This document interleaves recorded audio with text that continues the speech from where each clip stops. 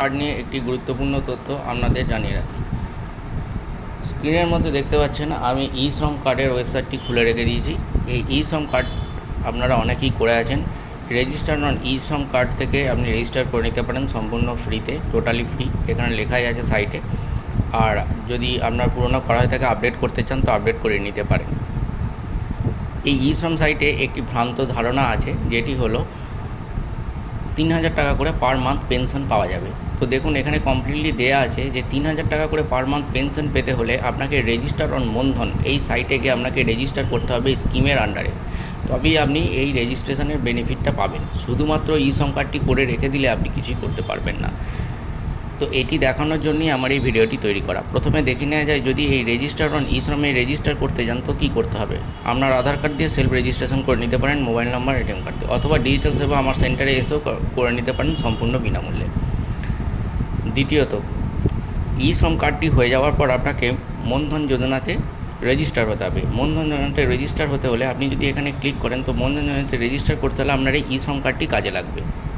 মনধন যোজনার মধ্যে যে স্কিমগুলি আছে তার মধ্যে দুটি স্কিম আছে। একটি হচ্ছে যারা পিএফ ইএসআইয়ের মধ্যে অন্তর্ভুক্ত নেই, সেই রকম জায়গায় কাজ করছেন, নিজেদের কোনো পিএফ ইএসআই নেই, সেই সমস্ত ওয়ার্কাররা পিএমএসওয়াইএম বলে যে স্কিমটি আছে সেই স্কিমের মধ্যে নথিভুক্ত হতে পারেন। এখানে পেনশন চালু হবে আপনার 60 বছর বয়সের পর 3000 টাকা মিনিমাম পার মান্থ। অথবা যারা ব্যবসা করছেন, যাদের টার্নওভার একটি নির্দিষ্ট সার্টেন লিমিটের নিচে থাকবে, তারা এনপিএস ট্রেডার্স এখানে গিয়ে রেজিস্ট্রেশন করতে পারেন। সেখানেও আপনার ওই মিনিমাম পেনশন ওইভাবেই চালু হবে। এবার এটা আপনাকে কি কন্ট্রিবিউট করতে হবে, এখানে কন্ট্রিবিউশন চার্টে গিয়ে যদি আপনি ক্লিক করেন, এখানে আপনি কন্ট্রিবিউশনটা দেখতে পারবেন। এখানে একটি কন্ট্রিবিউশনের ব্যাপার থাকে। দেখুন, এখানে 18 বছর থেকে 40 বছর পর্যন্ত বয়সের ব্যক্তিরা এর মধ্যে অন্তর্ভুক্ত হতে পারবেন।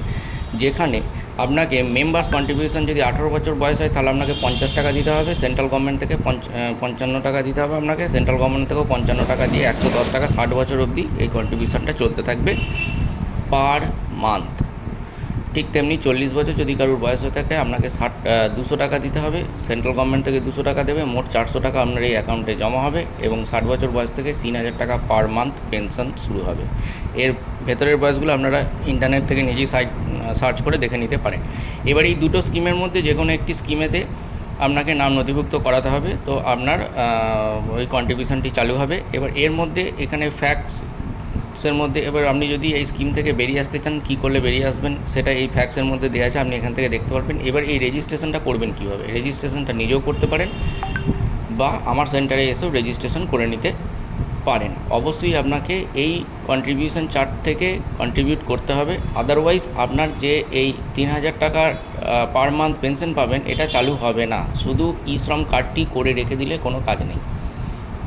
এটা হচ্ছে প্রথম কথা।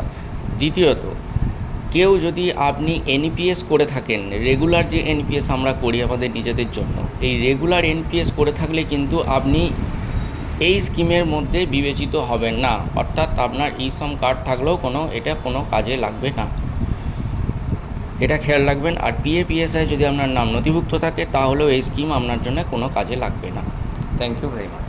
বিস্তারিত জানার জন্যে আমার সেন্টারে এসে যোগাযোগ করতে পারেন বা আমাকে এই নাম্বারে যোগাযোগ করতে পারেন।